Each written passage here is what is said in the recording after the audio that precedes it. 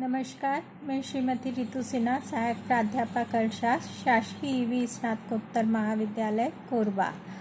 आज मैं यहाँ एमए अर्थशास्त्र सेमेस्टर 4 के 3rd पेपर आर्थिक विकास एवं नियोजन के अंतर्गत भारतीय नियोजन उपलब्धियाँ एवं असफलताएं, इस पर अपना व्याख्यान प्रस्तुत कर रही हूँ।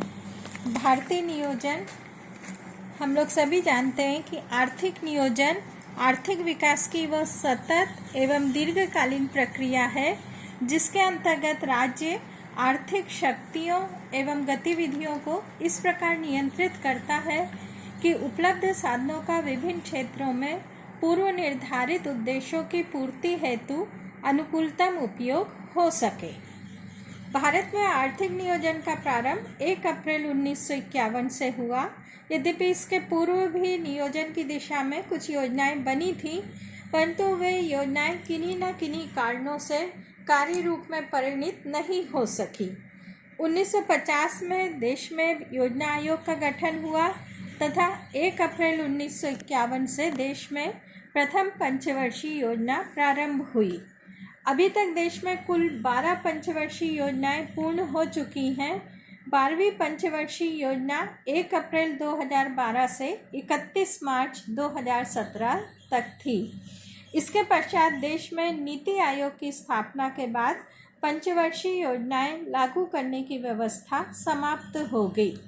भारतीय नियोजन के द्वारा बहुत से उद्देश्यों को ध्यान में रखते हुए कार्य प्रारंभ किए गए थे, जैसे आत्मनिर्भरता, कल्याणकारी राज्य की स्थापना, रोजगार के अवसरों में वृद्धि, सार्वजनिक क्षेत्र का विस्तार, अधिकतम उत्पादन, आर्थिक समानता तथा सामाजिक न्याय की प्राप्ति।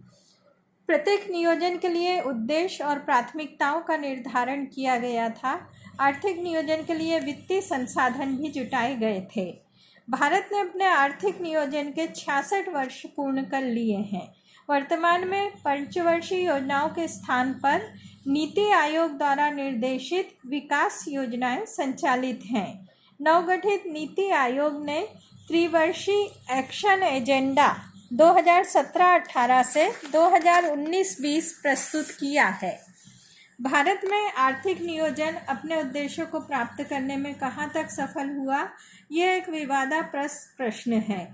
कुछ अर्थशास्त्री एवं राजनीतिज्ञ आर्थिक नियोजन को सफल मानते हैं, जबकि कुछ का मत है कि आर्थिक नियोजन अपने उद्देश्यों की पूर्ति में असफल रहा है। यहाँ पर हम आर्थिक नियोजन के संबंध में इन दोनों ही पक्षों पर ध्यान केंद्रित करेंगे। पहले हम भारत में आर्थिक नियोजन की उपलब्धियाँ देखते हैं।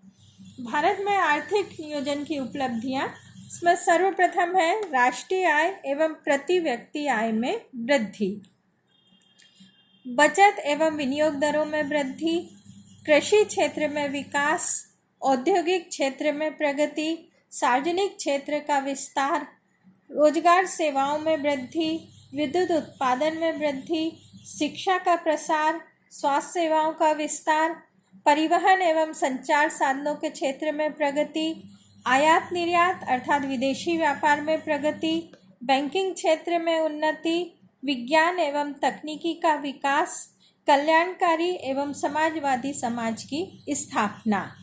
भारत में नियोजन के अंतर्गत ये विशेष उपलब्धियां हैं। हम इन विशेष उपलब्धियों का क्रमशः अध्ययन करेंगे। जैसा कि सबसे पहला आर्थिक नियोजन की जो उपलब्धि रही कि राष्ट्रीय आय और प्रति व्यक्ति आय में वृद्धि। योजना काल में राष्ट्रीय आय और प्रति व्यक्ति आय दोनों में ही निरंतर वृद्धि हुई। सन 1950-51 में देश में चालू मूल्यों के आधार पर राष्ट्रीय आय 9,464 करोड़ रुपए तथा प्रति व्यक्ति आय 264 रुपए थी, जो कि वर्ष 19-20 तक बढ़कर 181.10 लाख करोड़ रुपए आंकी गई। ये राष्ट्रीय आय थी। साथ ही साथ प्रति व्यक्ति आय में भी वृद्धि हुई। प्रति व्यक्ति आय 1,35,050 रुपए हो गई। ये आंकड़े योजना अवधि में देश की राष्ट्रीय आय और प्रति व्यक्ति आय में वृद्धि को दर्शाते हैं। दूसरा, बचत और विनियोग दरों में वृद्धि। योजना समय में बचत और विनियोग दरों में भी वृद्धि हुई है। यदि हम सकल घरेलू बचत दर को देखें तो ये 1950-51 में 8.6% थी और 1918-19 तक बढ़कर 30.1% हो गई। वहीं दूसरी ओर बचत के साथ साथ विनियोग दरों में भी वृद्धि हुई। 1950-51 में विनियोग दर 8.7% थी, जबकि 18-19 में ये बढ़कर 29.3% हो गई। तो बचत और विनियोग दोनों के ये दरें हम देखते हैं कि इस योजना अवधि में बढ़ गई। कृषि क्षेत्र में यदि हम विकास देखें तो नियोजन की इन 66 वर्षों में कृषि क्षेत्र में भी विकास हुआ। कृषि उत्पादन में वृद्धि हुई, कृषि उत्पादकता बढ़ी, सिंचाई सुविधाओं का विस्तार हुआ, उर्वरक सेवाओं का विस्तार हुआ, खाद्यान्न और वाणिज्यिक दोनों प्रकार की फसलों के उत्पादन में वृद्धि हुई। यदि हम खाद्यान्न उत्पादन देखें तो 1950-51 में खाद्यान्न उत्पादन 508 लाख टन था, जो कि 19-20 तक बढ़कर 29,19.5 लाख टन हो गया। निश्चित तौर पर खाद्यान्न उत्पादन में अभूतपूर्व वृद्धि हुई। खाद्यान्न उत्पादन में 5 गुना से भी ज़्यादा वृद्धि हुई है।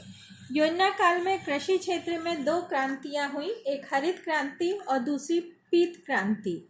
1960-70 के दशक में हरित क्रांति के फलस्वरूप पहले गेहूं और बाद में चावल के उत्पादन में तेजी से वृद्धि हुई। पीत क्रांति ने तिलहनों के उत्पादन में भी वृद्धि की। उत्पादन में वृद्धि के साथ साथ सभी फसलों की उत्पादकता में भी वृद्धि हुई है। सिंचाई सुविधाओं पर यदि दृष्टि डालें तो सिंचाई सुविधाएं भी बढ़ी। प्रथम योजना के प्रारंभ में अर्थात 1950-51 में देश में कुल सिंचाई क्षमता 22.3 मिलियन हेक्टेयर थी, जो 11वीं योजना के अंत तक 113.24 मिलियन हेक्टेयर हो गई। सिंचाई सुविधाओं के साथ साथ उर्वरकों का उत्पादन और उपभोग, इसमें भी वृद्धि हुई। यदि हम 1960-61 में देखें तो 1960-61 में उर्वरकों का उत्पादन 150,000 टन था, जबकि 18-19 तक ये बढ़कर 18,106,000 टन हो गया। तो निश्चित तौर से उर्वरकों के उत्पादन में वृद्धि हुई है। उपभोग, उर्वरकों का उपभोग देखें तो उर्वरकों का उपभोग 1960-61 में 292,000 टन था, जबकि 18-19 में ये बढ़कर 26,591,000 टन हो गया। तो इस प्रकार से हम देखते हैं कि योजना अवधि में, योजना काल में कृषि क्षेत्र में विकास हुआ है। कृषि क्षेत्र के साथ साथ यदि औद्योगिक क्षेत्र की प्रगति पर नज़र डालें तो औद्योगिक क्षेत्र का भी तीव्र गति से विकास हुआ। पुराने उद्योगों के विकास के साथ साथ अनेक नवीन और आधुनिक उद्योग भी स्थापित हुए। औद्योगिक उत्पादन भी बढ़ाया गया। उपभोक्ता उद्योगों तथा आधारभूत उद्योगों दोनों का ही विकास हुआ, जिससे देश के संतुलित औद्योगिक विकास को गति मिली। औद्योगिक उत्पादन कई गुना बढ़ गया।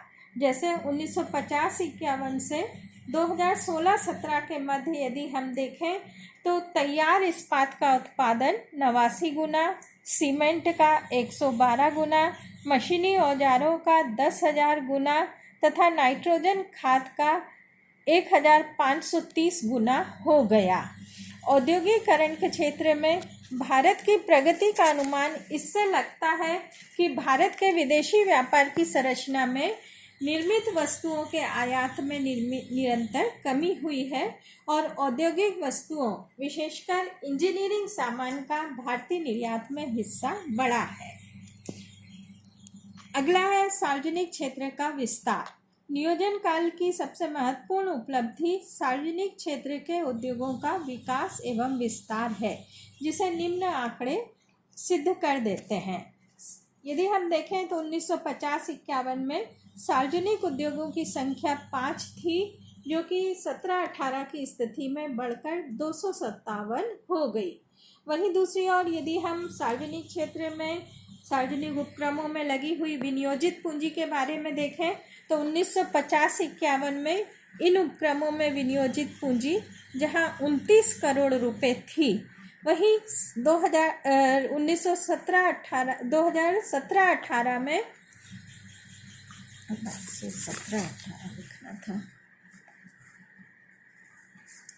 2017-18 में ये बढ़कर 22,73,969 करोड़ रुपए हो गई।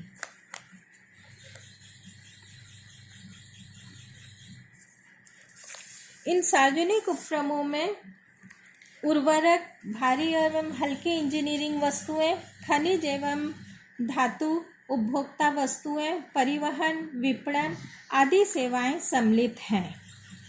रोजगार सेवाओं में वृद्धि। नियोजन अवधि में रोजगार के अवसरों में भी वृद्धि हुई। नए उद्योगों की स्थापना, पुराने उद्योगों के विकास, परिवहन, संचार सेवाएं और सार्वजनिक क्षेत्र के विस्तार आदि के कारण रोजगार के अवसरों में तीव्र वृद्धि हुई है।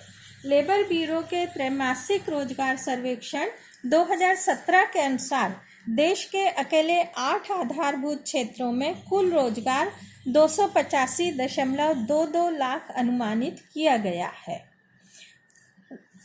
अगला है विद्युत उत्पादन में वृद्धि। पंचवर्षीय योजनाओं में विद्युत उत्पादन क्षमता एवं वास्तविक उत्पादन में भी वृद्धि हुई।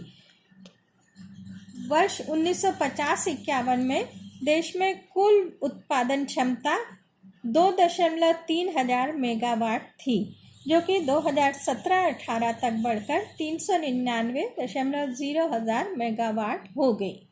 इसी के साथ साथ जो वास्तविक उत्पादन है विद्युत का, कुल वास्तविक उत्पादन 1950-51 में 6.6 किलोवाट आवर्स यूनिट में था, और जबकि ये बढ़कर 2017-18 में 1483.2 किलोवाट आवर्स हो गया। तो निश्चित तौर से विद्युत उत्पादन भी देश में बढ़ा है। इसके बाद हम देखेंगे शिक्षा का प्रचार। नियोजन अवधि में सामाजिक सेवाओं का भी विस्तार हुआ। सामाजिक सेवाओं के अंतर्गत शिक्षा का प्रसार भारत की योजनाओं की एक महत्वपूर्ण उपलब्धि रही है। भारत की योजनाओं की एक महत्वपूर्ण उपलब्धि एक बृहद शिक्षा व्यवस्था, जो दुनिया में चीन के बाद दुनिया की दूसरी सबसे बड़ी शिक्षा व्यवस्था है। 1951 में देश की साक्षरता दर 16.6% थी, जो 2011 में बढ़कर 74% तक हो गई। शिक्षा का विकास ये आंकड़े भी बताते हैं। 1951 में जहां देश में प्राइमरी स्कूलों की संख्या 2.3 लाख थी, 2015-16 में ये बढ़कर 8.4 लाख हो गई। इसी प्रकार देश में मिडिल स्कूलों की संख्या 2015-16 के आंकड़ों के अनुसार middle school 4.2 lakh, high school 1.4 lakh और सीनियर सेकेंडरी स्कूलों की संख्या 1.1 लाख थी। इस प्रकार देश में स्कूलों की संख्या 15.1 लाख तक बढ़ गई। ये आंकड़े हमने MHRD की वेबसाइट से लिए हैं और 2015-16 के ये आंकड़े हैं। यदि हम महाविद्यालयीन शिक्षा को देखें तो 1950-51 में देश में मात्र 578 कॉलेज थे, जो कि 15-16 तक बढ़कर 39,071 हो गए। All India survey on higher education की रिपोर्ट 2019 के अनुसार देश में 39,931 कॉलेज और 993 विश्वविद्यालय हैं, जबकि 2015-16 में 799 विश्वविद्यालय थे। स्कूली शिक्षा कक्षा 1 से लेकर 12वीं तक में नामांकन लगभग 21.9 करोड़ तक पहुंच गया, जो वास्तव में गौरव का विषय है। 2005-6 तक महाविद्यालय विश्वविद्यालयों में 110 लाख विद्यार्थी नामांकित थे, जबकि 1984-85 में संख्या मात्र 34 लाख ही थी। तो इससे हम देखते हैं कि देश में शिक्षा का प्रसार हुआ। इसके साथ ही साथ देश में इंजीनियरिंग, स्वास्थ्य एवं प्रबंधन के शिक्षा संस्थानों में भी उत्कृष्टता स्थापित करने में सफलता प्राप्त की है। शिक्षा के प्रसार के साथ साथ देश में पंचवर्षीय योजनाओं के समय स्वास्थ्य सेवाओं का भी निरंतर विस्तार हुआ। वर्ष 1950-51 में देश में मात्र 28 मेडिकल कॉलेज थे।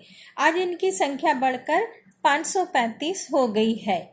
मलेरिया, टीबी, चेचक, प्लेग जैसी बीमारियों से जहां पहले हजारों व्यक्तियों की मृत्यु हो जाती थी, लेकिन आज ऐसी कोई बात नहीं है। देश में मृत्यु दर भी कम हो गई है। मृत्यु दर 1950-51 में 27.4 प्रति हजार थी, जो अब घटकर 6.3 प्रति हजार रह गई। जीवन प्रत्याशा जो 1950-51 में 32.1 वर्ष थी, वर्तमान में 68.7 वर्ष हो गई। आज देश में 10.41 लाख रजिस्टर्ड एलोपैथिक डॉक्टर हैं। पंचवर्षीय योजनाओं में स्वास्थ्य सेवाओं पर काफ़ी धन व्यय किया गया। देश में अस्पताल, प्राथमिक स्वास्थ्य केंद्र, सामुदायिक स्वास्थ्य केंद्र और उपकेंद्रों की संख्या भी निरंतर बढ़ती गई है। स्वास्थ्य सेवाओं के साथ यदि हम परिवहन और संचार साधनों के क्षेत्र में प्रगति को देखेंगे तो नियोजन काल में भारत में सड़क, रेल, जल, वायु परिवहन का भी तीव्र गति से विकास हुआ है। सड़क परिवहन को देखें तो 1950-51 में कुल 4 लाख किलोमीटर सड़कों की लंबाई थी। वर्तमान में ये 58.98 लाख किलोमीटर हो गई है। इसी प्रकार से रेल परिवहन 1950-51 में रेल मार्ग 53,596 किलोमीटर था, जो 31 मार्च 2018 तक बढ़कर 68.4 हजार किलोमीटर हो गया। इसी समय विद्युत रेल मार्ग 400 किलोमीटर से बढ़कर 29.4 हजार किलोमीटर हो गया।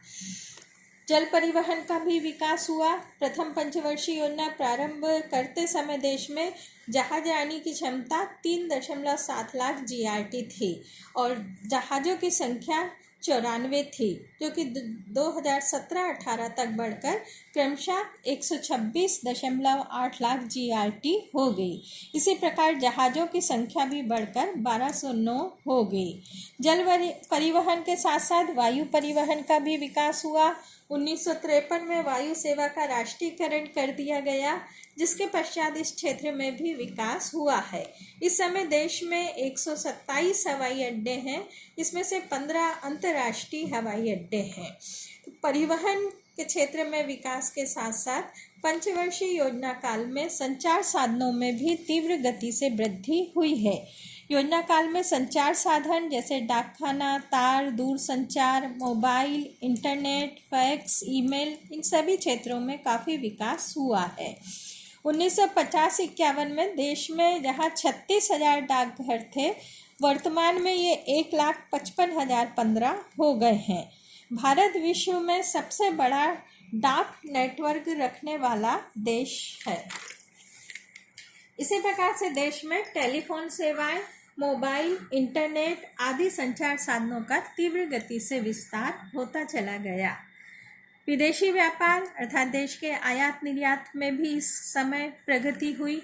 नियोजन काल के 67 वर्षों के बाद भारत का निर्यात क्षेत्र बहुत व्यापक हो गया। विश्व के अधिकांश देश भारतीय निर्यातों के ग्राहक हैं। आयातों की दृष्टि से हम देखें तो 1950-51 में भारत के आयात जो थे वो 608 करोड़ रुपए के थे, जबकि 2018-19 में ये बढ़कर 35,94,373 करोड़ रुपए के हो गए। इसी प्रकार से निर्यातों में वृद्धि हुई। निर्यात जहां 1950-51 में 606 करोड़ रुपए थे, 18-19 तक ये बढ़कर 23,07,663 करोड़ रुपए के हो गए। यद्यपि ये आंकड़े हम देखें तो देखते हैं कि देश में व्यापार घाटे की स्थिति रही है। न केवल यहाँ बल्कि बीच के भी लगभग अधिकांश वर्षों में देश में व्यापार घाटे की स्थिति बनी रही है, परंतु दूसरी ओर हम ये भी देखते हैं कि भारत के निर्यातों में लगातार वृद्धि हुई है। बैंकिंग क्षेत्र में उन्नति, योजना अवधि में इस क्षेत्र में भी वृद्धि हुई। 1951 में वाणिज्यिक बैंकों की शाखाएं 2,647 थी, जो कि 2012 के अंत तक 1,01,261 हो गई। RBI डाटा जून 2016 के अनुसार 1.3 लाख बैंक शाखाएं देश में हैं। विशेषकर ग्रामीण क्षेत्रों में जहां पहले एक भी बैंक नहीं थे, वहां आज बैंक शाखाओं में अभूतपूर्व वृद्धि हुई है। नियोजन अवधि में देश में विज्ञान और तकनीकी का भी विकास हुआ। एक महत्वपूर्ण उपलब्धि थी कि देश के आधुनिक औद्योगिक ढांचे के लिए विज्ञान एवं टेक्नोलॉजी का विकास और इसके संचालन के लिए तकनीकी एवं प्रबंधकीय संवर्गों का विकास है, जिसके फलस्वरूप हमारी विदेशी विशेषज्ञों पर निर्भरता कम होती जा रही है। कल्याणकारी एवं समाजवादी समाज की स्थापना। नियोजन काल में कल्याणकारी एवं समाजवादी समाज की स्थापना में भी हम अग्रसर हुए हैं। नियोजन का प्रमुख उद्देश्य था कि देश में कल्याणकारी और समाजवादी समाज की स्थापना हो सके। इसके लिए शिक्षा का विकास, स्वास्थ्य और कल्याणकारी कार्यों में प्रगति हुई, सामाजिक सेवाओं जैसे पिछड़ी जातियों के कल्याण, उचित मूल्य पर वस्तुओं का वितरण, परिवहन, संचार सेवाओं का विस्तार किया गया और देश में कल्याणकारी और समाजवादी समाज की स्थापना के लिए प्रयास किए गए। इस प्रकार हम देखते हैं कि नियोजन अवधि में विभिन्न क्षेत्रों में देश ने प्रगति की है, लेकिन इन सब उपलब्धियों के बावजूद भी भारत में नियोजन अपने पूर्व निर्धारित लक्ष्यों को पूर्ण रूप से प्राप्त नहीं कर सका है। आशा के अनुरूप सफलता नहीं मिल पाई है, इसलिए कुछ विद्वानों ने नियोजन को असफल माना। तो अब यहाँ हम भारतीय नियोजन का ये दूसरा पक्ष कि भारत में नियोजन की असफलताएं, इन पर भी देखेंगे। भारत में नियोजन की जो असफलताएं हैं, विशेषज्ञों ने या विद्वानों ने माना, प्रति व्यक्ति आय में धीमी प्रगति, सार्वजनिक उद्योगों की असफलताएं, बेरोजगारी में वृद्धि, आय और धन की असमानता में वृद्धि, मूल्य वृद्धि, क्षेत्रीय असंतुलन, विदेशी सहायता पर निर्भरता, दोषपूर्ण नियंत्रण नीति, लक्ष्य प्राप्ति में असफलता और निर्धनता समाप्त करने में भी असफलता। नियोजन भारत में नियोजन में इन क्षेत्रों में असफल माना गया है। तो हम देखते हैं कि किस प्रकार से नियोजन इन क्षेत्रों में असफल रहा और क्यों असफल रहा। जैसे प्रति व्यक्ति आय में धीमी प्रगति। यद्यपि नियोजन काल में प्रति व्यक्ति आय, राष्ट्रीय आय में वृद्धि तो हुई है, किंतु ये वृद्धि धीमी गति से हुई है। बढ़ती हुई जनसंख्या पर नियंत्रण न हो पाना, निम्न उत्पादकता स्तर, साहसी योग्यता का अभाव आदि कारणों से राष्ट्रीय आय और प्रति व्यक्ति आय में अपेक्षित वृद्धि नहीं हो पाई है। दूसरा हम देखें सार्वजनिक उद्योग, तो सार्वजनिक उद्योग भी असफल रहे। अनेक सार्वजनिक उपक्रम घाटे की स्थिति में चले, वे अपनी पूरी क्षमता में कार्य नहीं कर पा रहे हैं। इनके पास स्टाफ भी अधिक है, कर्मचारियों के वेतन भत्ते भी अधिक हैं, प्रबंधकीय योग्यता में भी कमी है। जो प्रबंधक है वो पेशेवर प्रबंधक नहीं है। यही कारण है कि सार्वजनिक उद्योग पूर्ण रूप से सफल नहीं हो पाए और आशा के अनुरूप परिणाम देने में असमर्थ रहे हैं। तीसरा हम देखें बेरोजगारी में वृद्धि। बेरोजगारी दूर करना योजनाओं का एक प्रमुख उद्देश्य था, जिसकी प्राप्ति नहीं की जा सकी है। नियोजन काल में देश में बेरोजगारी निरंतर बढ़ती चली गई। 2017-18 में देश में युवा बेरोजगारों की फौज 2.5 करोड़ के पास पहुंच गई थी। बेरोजगारी की दर में भी वृद्धि होती गई है। तो भारत में नियोजन रोजगार उपलब्ध कराने में सफल नहीं हो सका है। इसी प्रकार आय और धन की असमानताओं में देखें हम तो आय और धन की असमानताएं भी बड़ी हैं। केंद्रीकरण को समाप्त कर आर्थिक समानता स्थापित करने के उद्देश्य में भी भारत में नियोजन असफल रहा है। नियोजन के इतने वर्षों के बाद भी धनी व्यक्ति और निर्धन व्यक्तियों के बीच की खाई को दूर नहीं किया जा सका। धनी व्यक्ति और धनी और निर्धन होते चले गए। आय और संपत्ति की असमानताएं बड़ी ही हैं। एक सर्वे के अनुसार देश के 10 बड़े उद्योगपतियों के पास देश की 54% आय केंद्रित है। तो इस प्रकार से हम देखते हैं कि भारत में नियोजन आय और धन की असमानताओं को दूर करने में असफल रहा है।